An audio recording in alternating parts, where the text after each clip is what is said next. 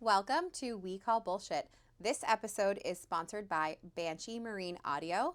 So if you're not listening to us on a boat, you certainly should be. And if you are listening to us on a boat, you should be listening to us through BansheeRocks.com. So Banshee Rocks is a marine audio speaker systems, speakers that are under $300, but the quality of $3,000 speakers, kind of like all the things that I buy off of Amazon, the quality of $300, but the phenomenalness of a $3,000 speaker. So if you use the code and tell them Marie and Chrissy sent you, you get 10% off, not 30% off, 10% off the speakers of Banshee Marine Audio.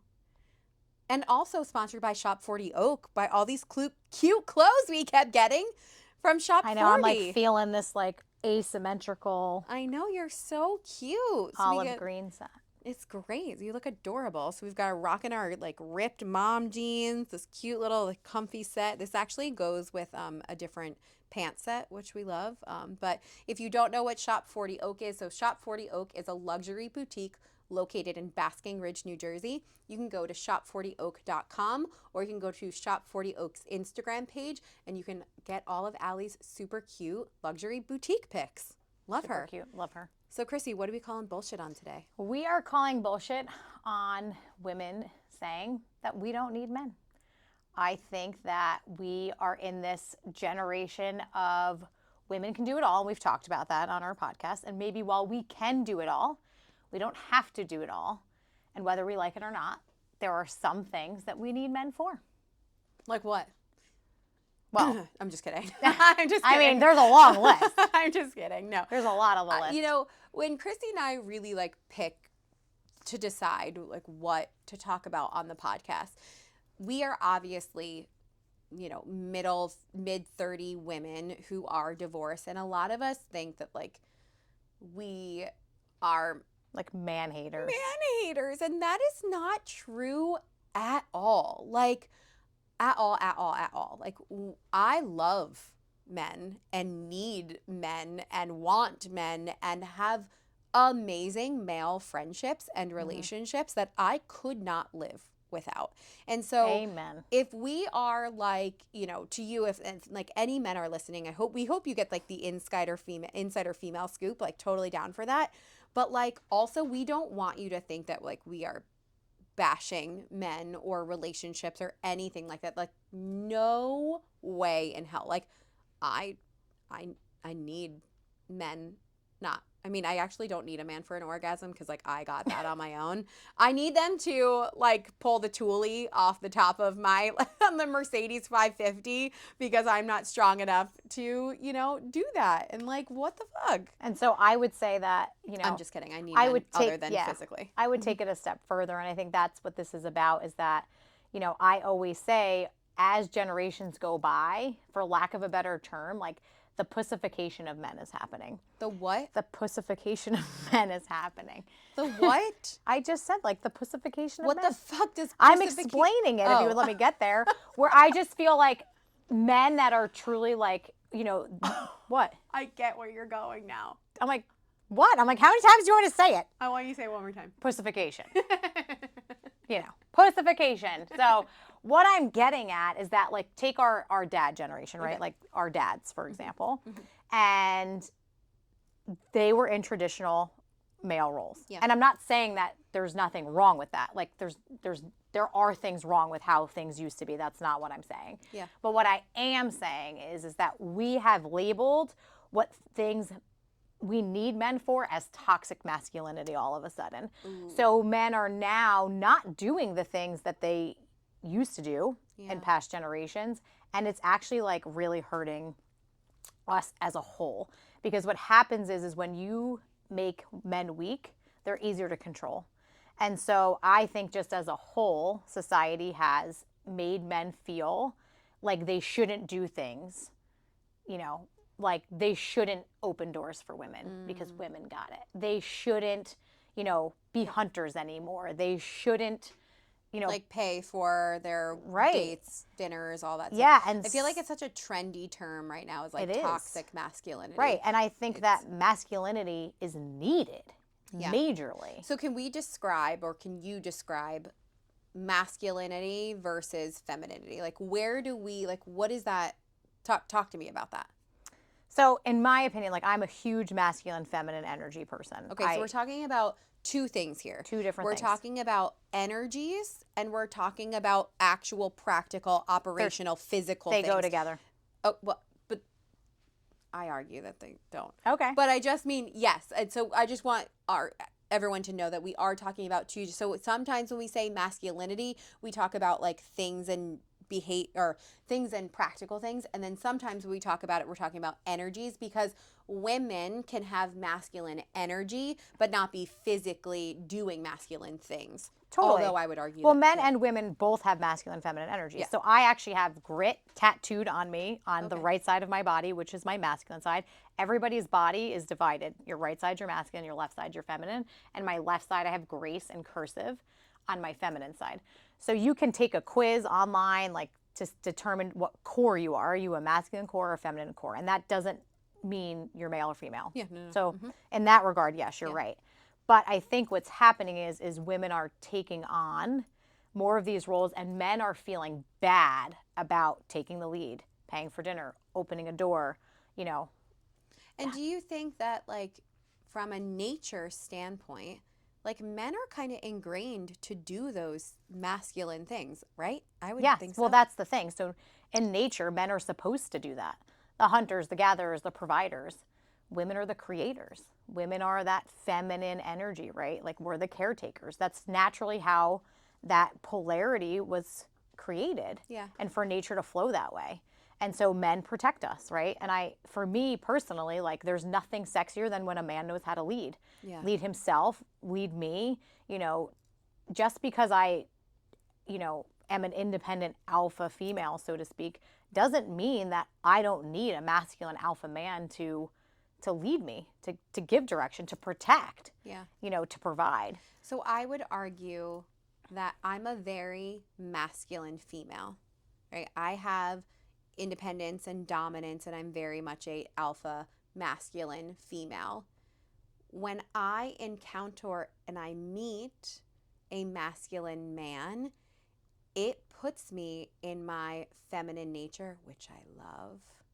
Like, it makes me feel so much more feminine, so much more sexy, so much more calm. So even like Chrissy said, like, we are both very independent masculine females that can kind of do it all. Like, we don't need a man to XYZ, but like, we prefer to have that. Like, I love, like, it's so sweet. Like, it's like sex outside the bedroom kind of thing. It's like when a man like does something like masculine for me, or like puts, I'm gonna say sexually, like puts me in my place, or just like helps me in a way that I need, or like takes the initiative to open a door, to, you know, all of like the masculine traditional thing. Like, it's such a turn on, because it doesn't make me feel so like abrasive and masculine energy. So his masculine qualities that are physical or not, emotional sometimes, puts me in more of my feminine energy, which, even though I'm an independent female, I like a lot better. Right. And that's what I'm getting at, is I feel like the polarities that exist in the world today are not how nature intended them to be. Okay. I feel like they're very just unbalanced right now, because I'm standing up for the men here, because I think the truly like alpha dominant men are getting a bad rap. Like, women are fighting back and saying like, I got it, I can open my own door, I can pay for my own dinner, I can provide for myself. And while that may be true, you know, is that really what you want? And I'm just speaking from experience where, you know, after my divorce, I had a chip on my shoulder where I was like, I got it. I'm never going to rely on a man for anything again ever in my life. And it put me in this really masculine place where I was just abrasive and not really myself, and I didn't feel safe. And so a lot of times, like, that safety piece is what comes in, where you have a man that comes in and says, I got it. Like, that is the best. Like, don't worry, I got it. I got you. Like, that is just automatically puts me into my feminine energy, which is actually really where I like to be. Yeah. Like, that masculine side of me, sure, I can get shit done. We can all get shit done. But like, at the core of who I am and where I feel the safest is really with that leadership. It's so hard. If I can, it's so hard being a man, and I'm not a man, so I don't know, but like, can you imagine having in the old days or whatever? I don't even know. I'm not even sure why I just said that, but like being able or having to like take care of your family financially, take care of your family physically, do all of the things that men need to do while also like courting women. A lot of times women don't initiate sex, right? So not only do men have to work all day, be a dad, be an emotional support for their wife, but then they have to also like initiate sex with the opportunity most of the time for masculine women or edgy women or abrasive women to deny them. Like it takes like a lot of energy to have to constantly be the initiator all of the time. But I do think men naturally are equipped just Well, by nature to do all of well, those things, and I think they thrive they do. there. And The chase, the having to do it all thing for a man is like fucking baller. so we're going to Like, talk about biologically Okay. really quickly, just scientifically. I love this, where women, all of our hormones are in our adrenal glands, right? So we have adrenal glands that produce our hormones as women and deal with stress. So that's why so many women right now are in adrenal fatigue, because we biologically were not created to do the workload that we have as far as like making babies and working, and we just weren't meant to do it all biologically. And I'm not saying that we can't, I'm just saying that was not the intention when we were created. Whereas men are built for the stress load. They're built for the workload. Wait, why? Because where do men's hormones are 98% of them are created and produced through their testicles, and they have adrenal glands simply for stress, because they are, whether we like it or not, the stronger sex. They are built to be the hunters and gatherers. They are built to be the providers. They are built to be the ones to handle more stress biologically. Yeah. And so the last, I don't know how many years, with the rise of the like feminism, which obviously is not all bad, I'm not saying that, but we are downgrading how amazing a man is, like, and what he was created to do biologically. I, being now single and like figuring out this kind of like masculine, feminine, what is it like to have a husband who is in, his 50s now, and then dating people in their 40s, and then dating people in their 30s, and then dating people in their 20s. I'm in my sweet spot, like 34. I could date you or your dad. I could date you or your dad. I knew where that was going, because I'm like, yes. I like, I could date like a 25-year-old or like a 55-year-old and be like totally fine with it. So funny. I get like that weird 20, but they are weirdly different. But that's what I'm trying to say. Weirdly different. Like my ex-husband was like, he was amazing. He's such a man. Like he was such a man in the way of like, there comes with other qualities, but like he felt like he was the sole provider of our family, and like that was his main job, was to work and provide his wife and his kids a life, and like that is a lot of responsibility. If for a man and a woman, or a woman, whoever chooses to take that cake, to take that responsibility, it's hard. But then to expect him to then have to like emotionally support me and to physically support me and like it's hard to have to do that. But I truly believe, like you said, men are biologically able and ready to handle all of that. And that's awesome. And like, they get shit on right now for being like too much or like too successful. There's not enough women who are CEOs. I believe it all. Like I'm down, because I'm a very like work hard, pay me the right way, pay me fair, all of those things that come along with that. But what I am saying is like, men have to do a lot, and sometimes, especially now, they're getting way too short. We're cutting them at the ankles. And like I was trying to really, my point was initially, is now men that are younger, like will not take the lead. No, they're rooted in their feminine energy. Oh my God, it's like too much. So like there obviously it has to be a balance. Like I said, we all have both.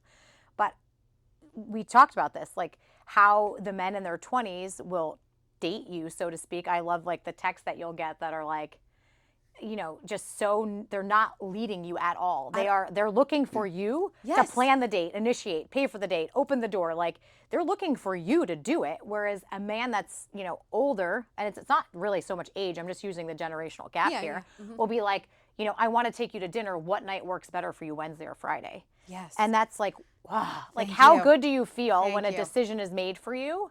When you have to make decisions all day, every day. When I get that text from a friend or a significant other or whatever, that's just like, I made us dinner reservations at 7 o'clock at your favorite restaurant. I am like, orgasm. Yes. Like I am so thrilled with that. Yeah. Like there's nothing better in my opinion.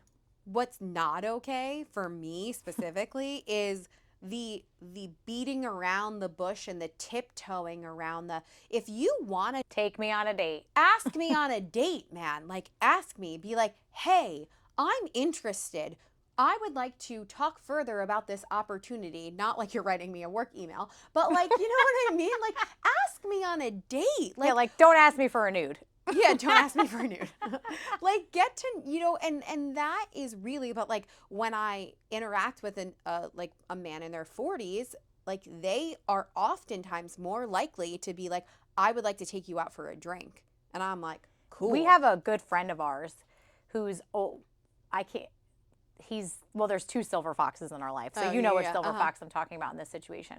But he is so dominant and so always planning things for us, like as like a group, that when we're like, we are going to bring dinner, like we want to do this, he gives us so much pushback because he is always so in control and so like, this is what we're doing. And I'm, I got the drinks, I'm paying. That we are like, love spending time with him because he is just that true, natural, like alpha male where we're like, this is amazing. Like our brain can leave our body when we're hanging out with silver foxes. We don't have to think about anything. I know, he's so great. And it really is like, so, it's not any type of inappropriate or weird relationship at all. Not at all. Like that's the type of man he is. And I really, speaking from, and maybe there are females out there 1000% that don't agree or have a different opinion, but in our opinion, I 100% think that the alpha man, the masculine man, is missed in the younger generation. And it's needed. And it is needed 100%.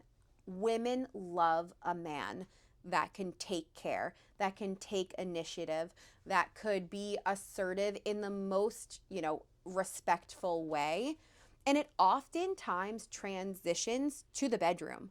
Like if you were to poll women, and we might even do this, I think we poll should. Women to say, would you rather have a submissive man in the bedroom or a dominant man in the bedroom? Most women, I think, would go for I want the dominant man in the bedroom. They want someone because you feel like you're being taken care of. You feel less in control, which is hot as fuck. It is. Like, I think it's so when sexy. I am with men who are like just like a raw man. Like I love it. Like it's so much more. Like I get so turned on by it because I don't trust me, like I'm an active participant, and I'm not talking about like a man who just like gets on top and has to do it all. No, I'm not saying that. It's their energy. That's what I'm talking about. That's the big dick energy. Yeah, that's the big dick energy. I love it. It's such a turn on to me because it makes me feel feminine. Trust me, I've been with a man before that he is such a dom in bed. Like I tried to reciprocate and he was like, no. And I was like, ooh, like there's extreme there cases are for extremes. sure. And so like I like to be a little bit dominant in bed, but only when it's dominant back. Like I get more powerful and more sexual and more feminine when a man is dominant. I almost want to that's my pleaser in me, is that when I feel safe, secure, and feminine, my pleaser comes out. Can you say that again?